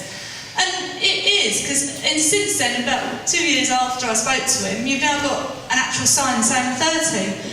It just needs, we do need the signage. We can't just sort of look at the place being all too twee and no signage. People need it because they just don't notice it half the time. And, you know, it's got to be there. Thank you. Councillor Speak, do you want to just finish off? Well, I can confirm that the A316 is 30 mile an hour in the stretch that you mentioned. Everything from Chalkers Corner through to Richmond is 30 mile an hour. The police do, that happens to be in my ward, and the police do checks there, and they will confirm that there is a speeding problem there. But that road is a TfL road, so it's not something that is actually in control of the council. Mr. Brockbank mentioned the rat runners. Now, I don't think that 20 mile an hour limits is the solution to rat runners. It may slow them down if they choose to obey the law, but I think it's more important that we find other ways of controlling rat runners. Okay, I'm going to move on. So we've reached the point in the evening where we have about 25 minutes for anyone who has perhaps not spoken or asked a question who'd like to. So, you've got the first choice. One very specific question for Councillor Speak. I've lived in and around Barnes for over 40 years, and throughout that time, the patch of Rocks Lane between the Lower Richmond Road and the junction in the middle of the common at Mill Hill Road is inundated beyond belief when we have heavy rain. Pedestrians get soaked, cyclists get soaked, and frequently the flooding is so bad that it joins in the middle of the road. Motorists are obliged to slow down to avoid the puddles.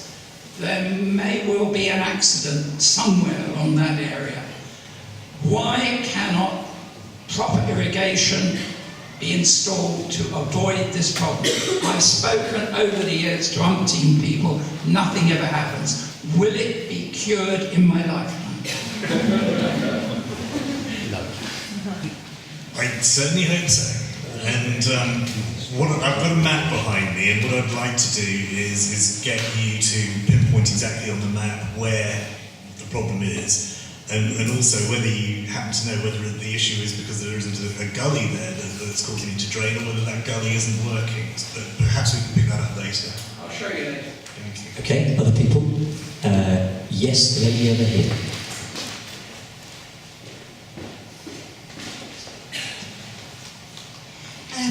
For some years I've been writing to the council about the issue of empty shops, particularly in the North Barnes, Castlemount area, that have remained empty for years and look increasingly derelict. The perception is in the area that if this was in the village, there would something would have been done about it. But we have two shops that are currently in this awful condition, and I wonder whether the council has a policy about trying to get the owners to put up something which makes them look more respectable and not so to drag the whole feeling of the area down. I think we feel there's a disparity in the way the two areas are treated in terms of aesthetics.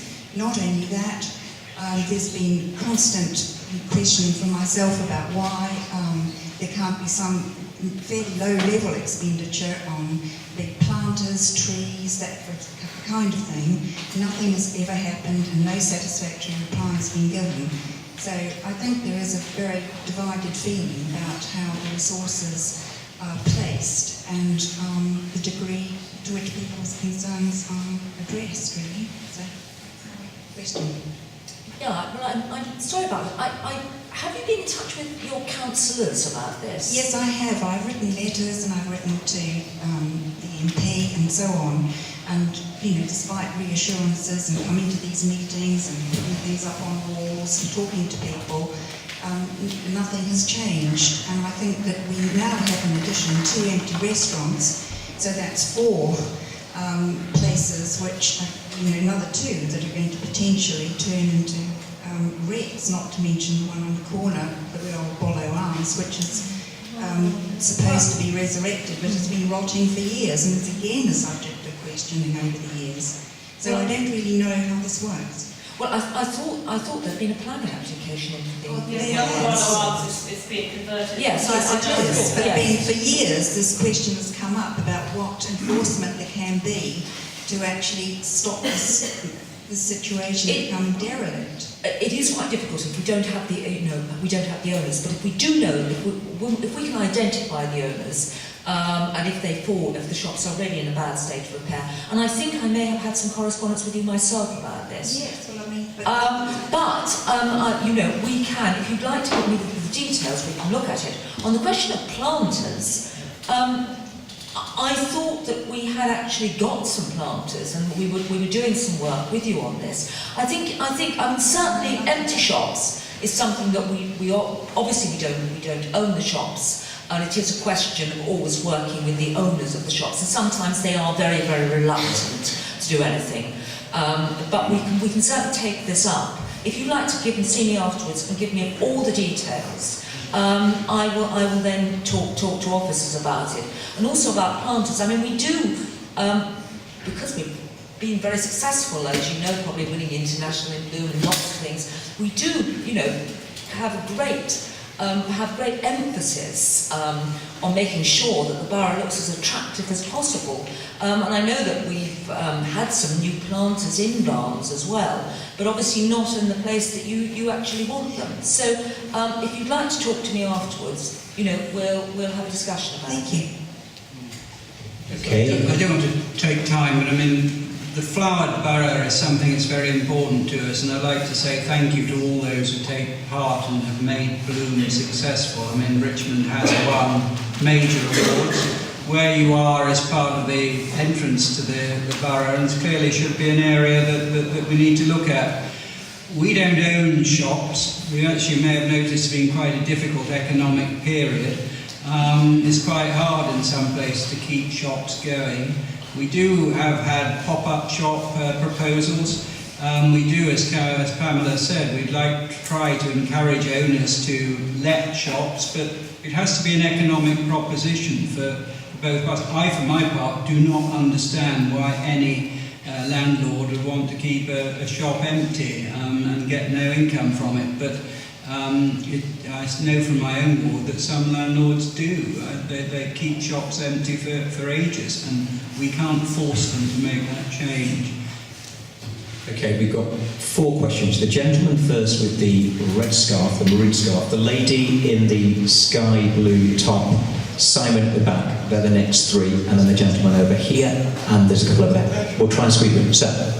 I want to ask our councillors if they could explain on how can they justify the considerable cost in changing the perfectly satisfactory recycling depot at Townmead Road in Kew, which was perfectly satisfactory before. Garden rubbish, you just back your car up and just dump it there. Now, it's frightfully complicated, it's extremely difficult to access, there are lots and lots of different things. Did you change it in order to comply with some ridiculous EU directive? There were, in fact, considerable safety problems there, and in particular, the conflict between the commercial use and the residential use. I'm sorry to disagree with you. I know when it first reopened, there were a lot of queues, there were complaints. Of course, having been closed for a long time, also the queues were inevitable, and also people getting used to a new system. But I did back in the summer go and spend some time there and watch. And I must say, I think the new system, firstly, it is encouraging more people to recycle. And I think it is clearer because it's very clearly marked where you, in fact, put your various recycling.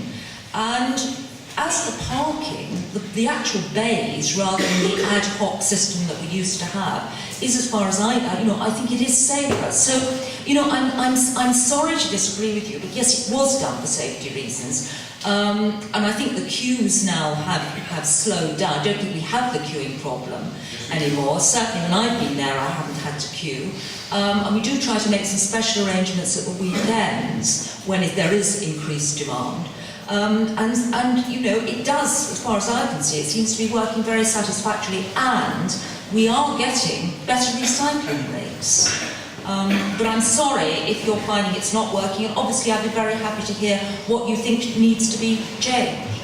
Well, I haven't heard anybody I've spoken to have a word to say about it. Well, let's just see people who are in the room. Are there people in the room who've used it? Can you put your hand up if you've used it? Can you keep your hand up if you're happy with the new arrangements? Okay. Hands down. Can you put your hand up if you're not happy with the new arrangements? Okay. That was more in favour of happy with the new arrangements, but obviously there are some people who don't feel that way. Can I just add something? Funny enough, I was discussing this with the Chief Executive this morning. You may think I might have better things to do, but it seems a lot of interest in it. There have been safety issues behind it, as Councillor Fleming has said. I'm interested in the reaction from the audience. A narrow majority were in favour of the current arrangements. But we are having a second eye on it because there are continuing discussions going on at the technical level about whether the thing is safe or not, and this is driving it. And we are having a second opinion on whether what we have now we should live with, because some people are saying we should need further changes. We'll take your views into account on that.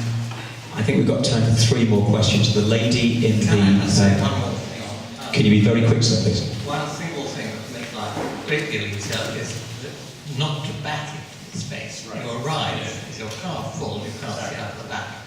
We're not allowed to go front into space and back out of the car bit. Okay, we'll take that one away. Thank you for that, sir. Okay, the lady in the sky blue top over there. Yes, standing up, thank you. There she is. There she is. No, well, I had the lady further on from you, actually, madam. Sorry. I'm ever so sorry. Thank you very much. I wonder if the councillors would look around them in the next few months. I've got another bee in my bonnet, and this time it's things attached to chain link fences, open fences, and the more I thought about it, it's going on walls as well. On Barn Elms, screening with advertising is going on the chain link, obscuring the open views. It is metropolitan open land. Some notices all over the place, fences, are just advertising events. Some are taken away quite quickly. Most people in barns around the village are quite good about taking them down. But sometimes they're a very long time. Advertisements for cafes or continuous events. They get very tatty. They fall down in corners, they get dirty, and I wondered if it's possible to have a bylaw in some way restricting things going on chain link fences and ordinary fences and walls. Thank you. Well, I think in general, people aren't supposed to be posting notices. But we do like to allow people to advertise their events, particularly community groups to advertise their events. But I do agree they should be taken down, once the event is over, and they can get very tired and messy. So I think we just need to take this back. I can discuss it with officers. And when it's a very long fence, like round Barn Elms, perhaps all these notices could be put in one place rather than scattered all around, because to me they're litter. And sometimes when they put them around tennis courts, I can turn a blind eye if it's stopping the wind on the court. But what if they're putting lots of them on different courts and at different angles so it obscures the view? So what I'd like you to do is just look around the borough as you go around and just see what's happening and perhaps think about it. Yeah, okay. Thank you very much for raising it. Thank you, Simon, and then the gentleman over here, please. Simon at the back. Right at the back. Thank you.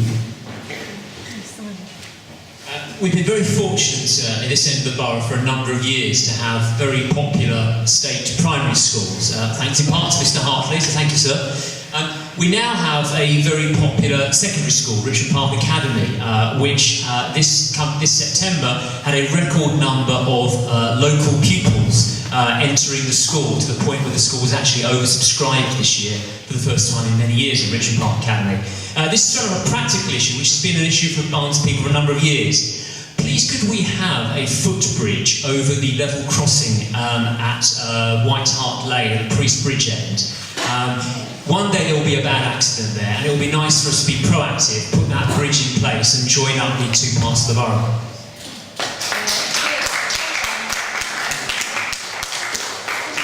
That very topic came up in the Mortlake leaders' questions last week, and it is something that we are discussing with Network Rail. It's something that we are, and Councillor Avon is here, it's something that we very much want to try and implement, but it will take time. I mean, I would just add to that I've been to a number of meetings. I know Councillor Avon, who's just sitting on the front row over here, has done a huge amount of work to represent residents' views about that, and the concerns are well known, and they've been mentioned, I know, by the local schools in terms of our concerns about young children and parents and so on and so forth. So it is something where there's been a lot of discussion. It might not have reached the resolution that you might want, Simon, or any other people in the room might want, but it's certainly a live topic. Let's move on from there to the gentleman. Sorry, I was just going to say, Councillor Hodgins has just reminded me that in fact Network Rail has done, or is supposed to be producing a feasibility study, and then on the back of that, we're still waiting to see it, but on the back of that we'll have a much better idea of how much it's going to cost, and therefore the way forward. Okay, next question, please. Yes, Paul Dare. It used to be possible to walk along the towpath and enjoy river views. It's not possible anymore because so many trees and other vegetation have self-seeded themselves. Now, I understand that there are some important trees there which need to be preserved, but can something be done about the invading vegetation and other trees? Can I answer that? Because I don't think you walk down the towpath today. They've been clearing a lot of the shrub and a lot of the trees. You can now see the river from the wooded. Wonderful news. It's one of the few questions the councillors don't need to answer, I think. There was a gentleman... sorry, so you have had one already, actually. Go on then. Nobody's mentioned the Barnes Community Association this evening, and I just hope that everybody at this meeting and other meetings is a member, because some of the executive members have spoken up this evening and modestly have mentioned their roles. They do a tremendous job, and Emma and Gemma report to it regularly. Let's have a round of applause, please, for those. Gentleman behind you. Sir, with the microphone, the gentleman behind you. Yes, sir, you. Yes, sir, no, straight behind you. Go further back, please. And then we'll have that lady next, and then I think we'll have to finish. Two more questions, 1 and 2, thanks. Hello, just one plea, it's not really a question. And I'll say to start with, I live in White Hart Lane, and I have lived there for many years. And also, I am a member of the BCA, and I admire their work very much. I would like to make a plea that in all this planning, and this is based on experience in many years, that the borough or the village of Barnes be considered in all of Barnes as a whole, and not, as many times are said, the High Street and Church Road. Those are very important, but all the rest of the area needs to be considered as well. When the Mayor of London's fund allocated quite a lot of money a few years ago to Barnes, the area around White Hart Lane, which has a great deal of streets around there, and many people living there, got almost nothing except some very nice hanging flower baskets. I would really ask very much, especially the BCA and Emma Robertson, whose work I admire a lot, that in the recent report before the Barnes Ponder meeting recently, I will quote, the aim is to bring together local landlords and residents to present a blueprint of shops that we might need in the High Street and Church Road. Now, okay, that's just one report, but it is to me indicative of what's happened over many years. The streets like White Hart Lane, which we've been talking about, major thoroughfares, it has a huge amount of traffic. The street has never been paved in the last 15, 20 years probably. The pavement's in a real mess. The road markings aren't done. And just to very quickly finish this point, I recently met outside my house a couple who I didn't know they were parking their car, and we talked a bit. And just at the end of the conversation, I said, "Do you live around here?" And the answer was very nicely, "No, we live in Barnes."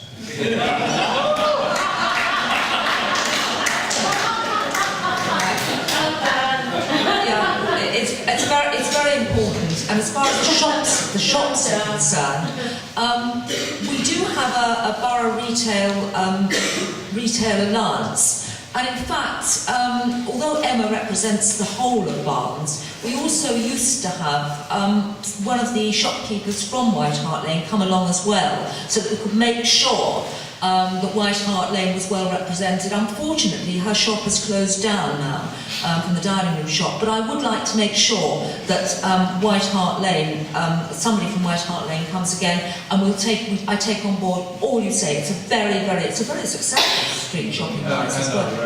Yes, absolutely.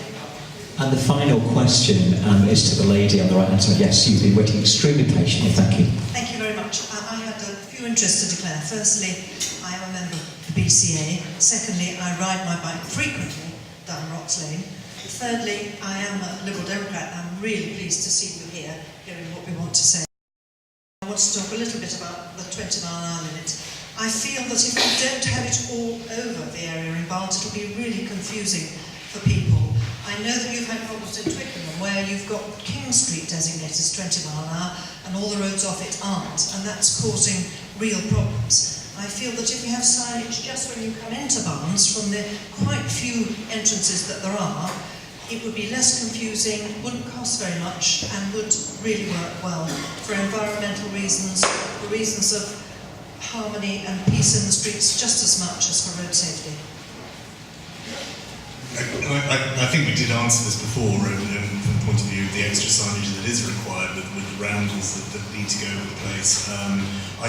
I would just reiterate also that where funding is available, I would rather be putting it into places where there are accidents, and that doesn't necessarily mean that it's a 20 mile an hour sign that's required. It means trying to resolve what might be wrong with the roads itself. Okay, it's 28 minutes past 8, and this lady here is desperate. Yes. But after that, I'm afraid we'll have to curtail things. So it may just be a short statement, madam, or it may be a very short question. Okay.